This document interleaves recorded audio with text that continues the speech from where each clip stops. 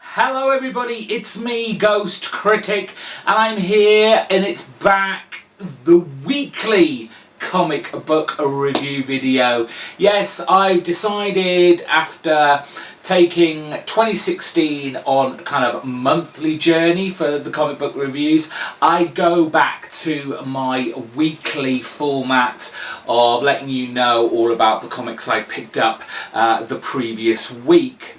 So if you've already watched my Wednesday comic book pull list video, you already know what books I'm going to be reviewing, my thoughts, my opinions.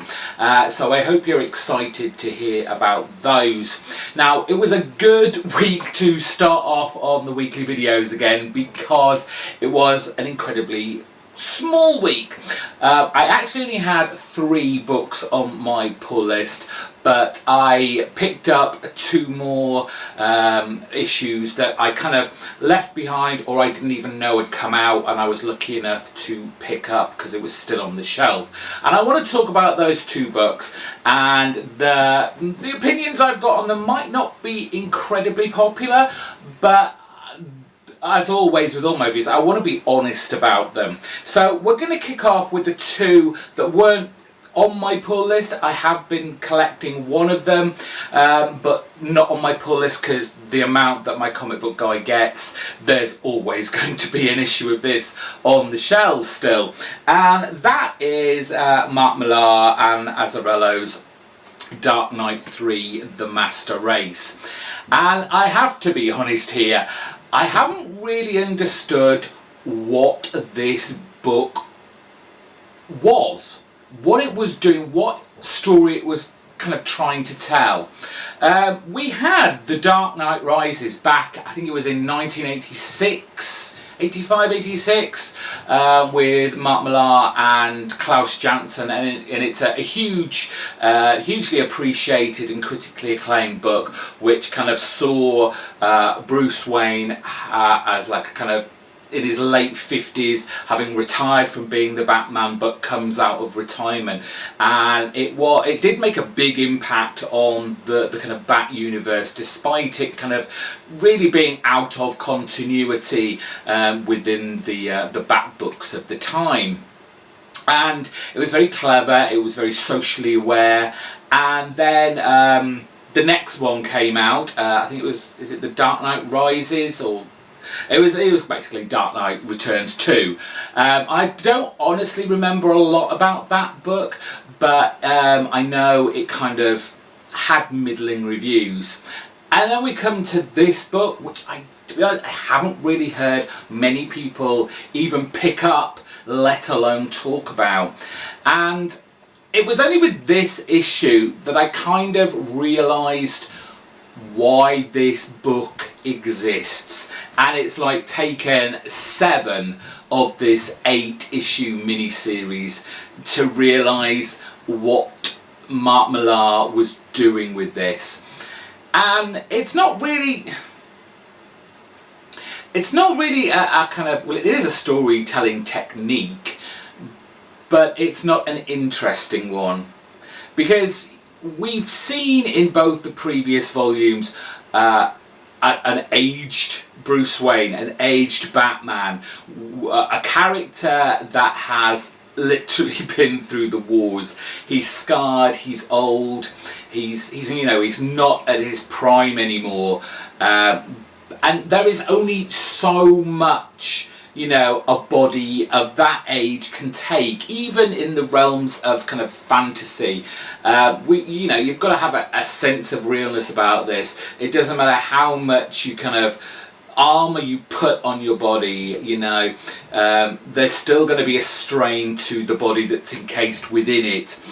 And I think this was very much about rejuvenating Batman, Bruce Wayne, because this book, it's kind of the tail end of the huge big kind of war battle that just happened in the end, and this is kind of the fallout from it, where we have a Batman, a Bruce Wayne, who's kind of on death's door, breathing his kind of last few breaths, and Superman trying to get him somewhere where it will hopefully be able to save him.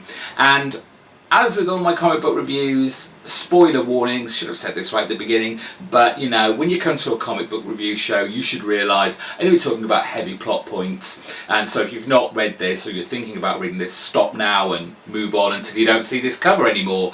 But this is basically about bringing Bruce Wayne back to his youthful persona.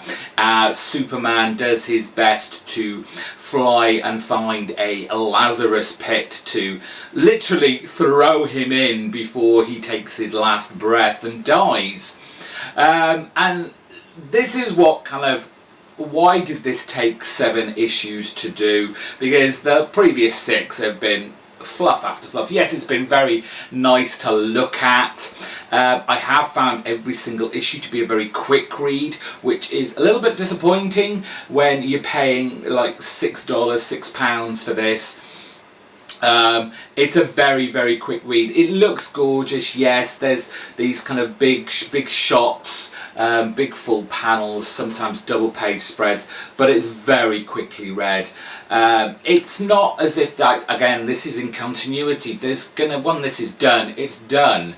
There's no picking up plot lines that are kind of threading their way through this and can be kind of offshoots.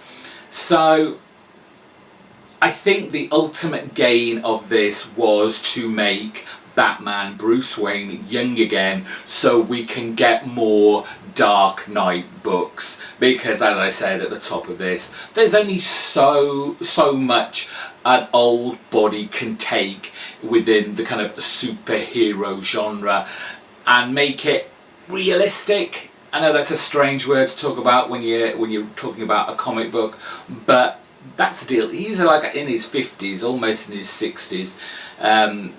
Is it right that he should be kind of still battling out big time?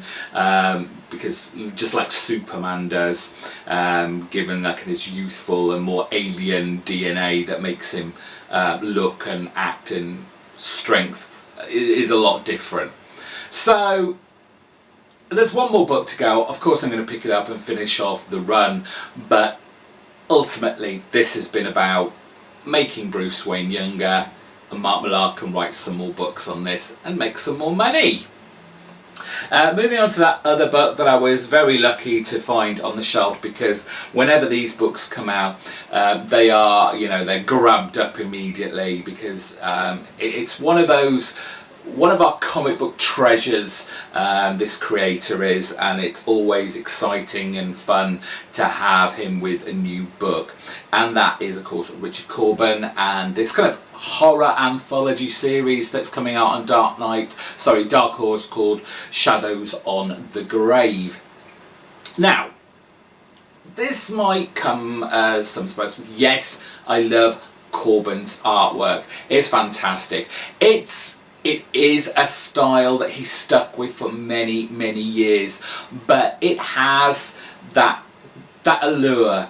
I don't know what it is about his artwork, but much like, if Bernie Wrightson brings something out, you buy it because of the art, because it's fantastic. It doesn't really matter what the story is about. You're going to get some fantastic art, and it is Bernie Wrightson's style, and he's used that style for decades. And that's the same with Richard Corbin. You're not going to see anything vastly different in what you're used to with his style, but that doesn't make it bad, because he has such a gorgeous art style, and his characters he draws, the facial expressions he gives them are just fantastic. You really feel either the pain, the terror that these characters are going through. It's his storytelling that I find a little bit off. Yes, he does kind of adaptations of books such as like the Edgar Allan Poe stuff and that. So, you know, he only has that base material to go on. With these anthology series, I don't think they are written by, you know, authors of a bygone age. And these are new stories that he's creating. But they feel a little short. And yes, this is an anthology series, so you're going to get those kind of short, done in one in a few pages type of style. But there's just something about it lacks the impact of what the story could be, rather than what you actually get on the page. And they feel almost rushed to get to the end, so you can pack as much stories in these kind of anthology series. Maybe, you know, cut in half the amount of stories, but lengthen what you actually do put in there. Like I always say, Richard Corbin, picking up a copy of that, you're going to love the art, and that's predominantly why I pick up these books when I find them. I don't know if I'll be putting this on my pull list. If it's on the shelf, I'll buy it.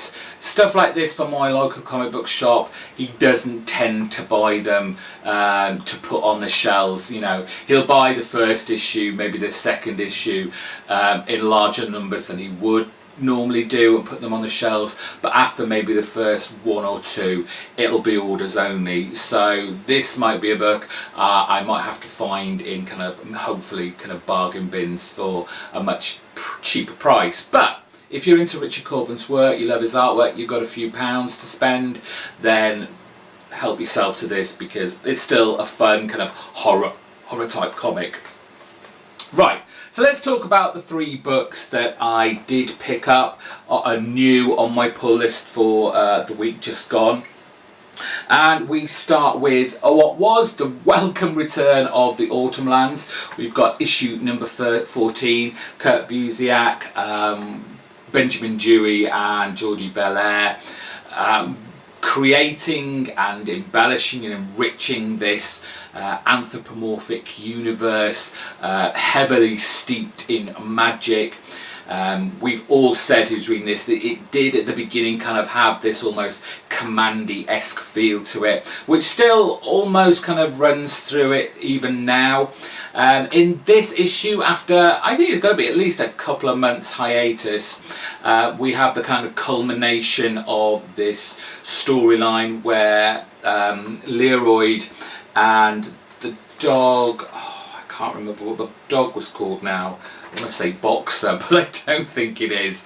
But they found this kind of ruined fortress, castle, citadel type place, which is being run by kind of these mechanical, artificial, intelligent creatures. They're almost like, well, they've been turned into these kind of pleasure bots where passing visitors come and relax and enjoy themselves with these kind of artificial intelligence. And our 2 main characters here have been trying to save them, to say, look, you know, this is a very rundown place. You can leave now, you can go, but you know, their circuitry, their formula or whatever's inside them is there to please, you know, people who come and visit. So, and we have this goddess that, or you know, godlike entity turn up who seems to recognise Leroy, or at least has come from the same time, which makes it a little bit interesting, a little bit more interesting about, you know, Leroy now has a character that he can kind of try and remember about where he's come from. And that's one of the things that's been a big mystery about this book, learning where he's come from. Is it somewhere actually in the past? Is it someone in the future? And we have this great smackdown between them both, as this godlike female character realises her powers don't have any effect on our kind of human warrior.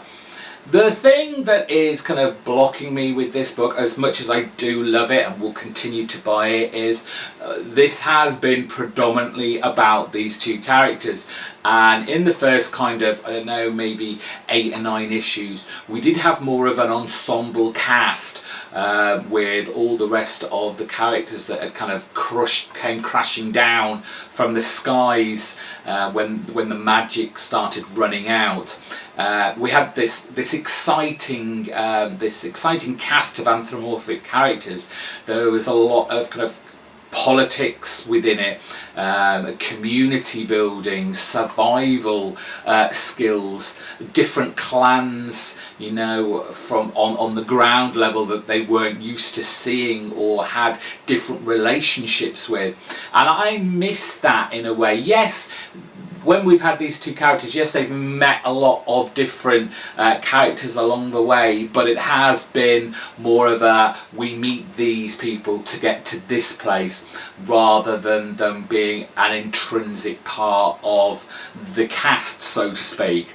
So unfortunately, this book is yet again on hiatus. That annoys me a little bit because, you know, it's the usual excuse. We want to kind of get lots of these in the bag, so, you know, we don't have to break up the solicitations too much. But you just have. So what were you doing in the last couple of months? I haven't seen an Astro City, or it doesn't feel like I've seen an Astro City for a while. So it's not like you've been working on that instead, Mr. Busiek. So come on. Let's get some more of these out. Let's get on to the next storyline and see where else we're going to take in the Autumnlands universe. Penultimate book of the week for me. It's issue number 27 of Rick Remender, Matteo Scalera and Marino Dicinio's Black Science. And it was touted as this big turning point, a kind of shocker of an issue. And been a little let down, to be fair. Not that this was a bad issue. Black Science is one of my favourite sci-fi epic storylines coming out of Image at the moment, but it wasn't as shocking or as kind of turning point that I thought it was going to be. For those of you who are like catching up on Black Science, we're back on our Earth with Block, this Block Industries, and this Mr. Block, the CEO kind of the company, using the pillar for nefarious reasons. We've got Grant locked up in a mental asylum, and his daughter Pia on the run, trying to get to her father to help him escape, and hopefully, you know, I guess, move worlds and find a better place to live and survive.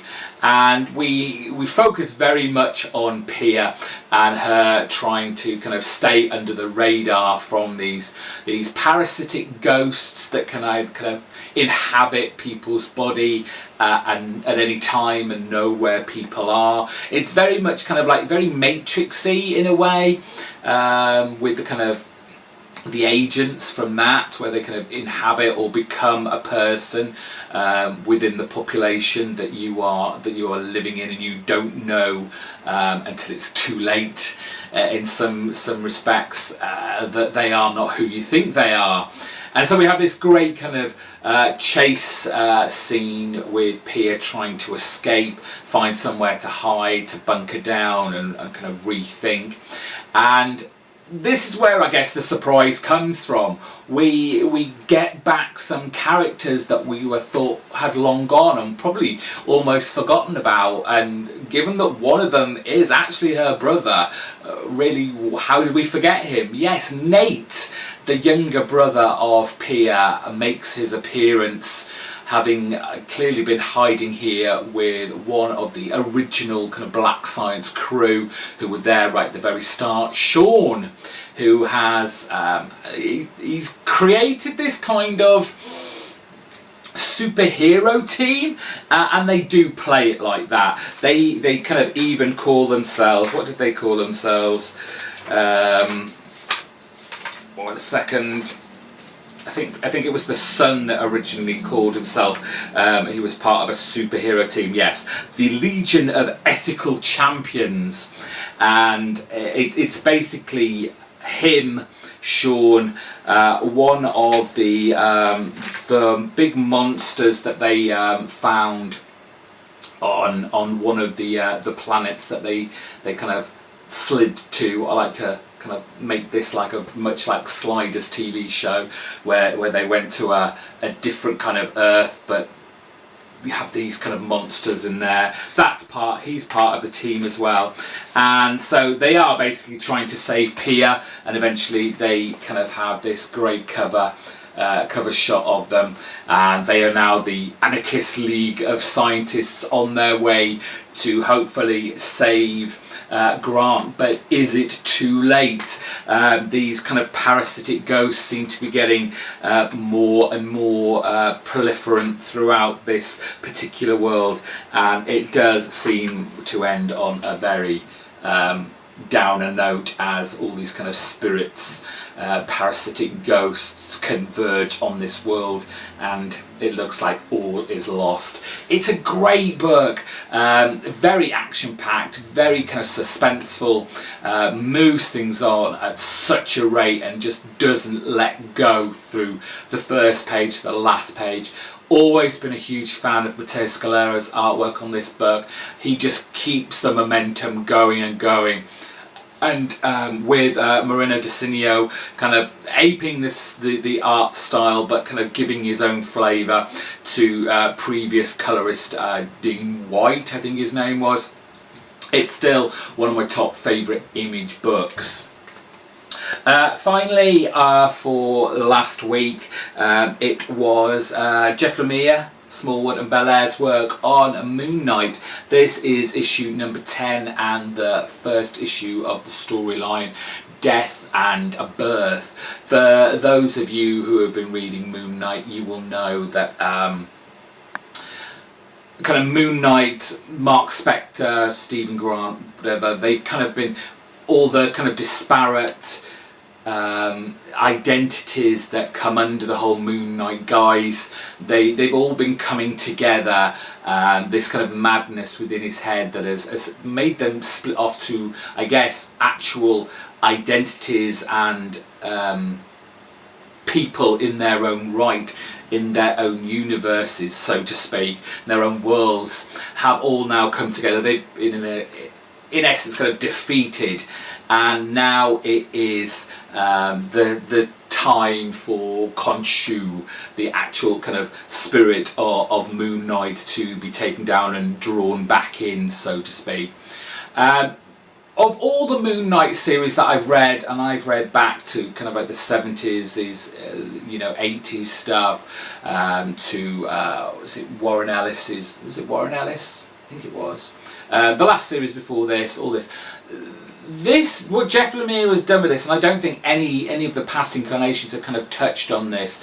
Moon Knight has always come from that moment when he almost died in front of this pyramid, and Khonshu revitalised and brought him back to life.